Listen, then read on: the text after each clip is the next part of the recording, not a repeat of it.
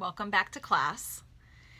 There's some technical information in the chapter on fats and lipids that I want to make sure you understand before proceeding with the assignment and the quiz for this week.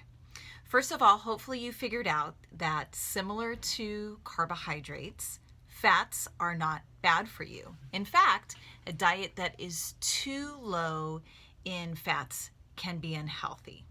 The key point is that we want to focus primarily on plant-based fats. So those types of fats that are coming from plant foods, such as oils like olive oil, nuts, seeds, and avocados. Fatty fish has some healthy fats in it. And we want to de-emphasize the saturated fats, which are primarily coming from animal-based foods, things like hamburgers and fried chicken and steak. I just read an article that talked about the Mediterranean diet being the most recommended diet from health professionals. It's not a low-fat diet at all, but it does emphasize those plant-based healthy fats. A word about cholesterol. There can sometimes be some confusion as to where cholesterol comes from. It is only found in animal products. So if you are not eating animal products, if you are vegan, then you are not taking in any cholesterol. But not to worry, because cholesterol is not an essential nutrient. It can be made in the liver if you're not having any animal products. In looking at your 3-day report, some of you may have noticed that your cholesterol intake seems high. And typically that's because sometime in that 3-day period, you had eggs. Now, thankfully, the research on eggs is supportive of their intake now. I've always been a big fan of eggs. They're an excellent source of protein.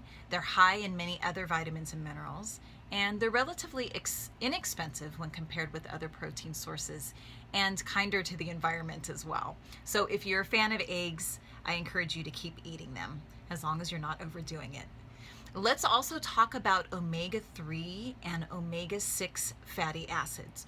Both of those types of fatty acids are essential, meaning that we have to get them from our diet.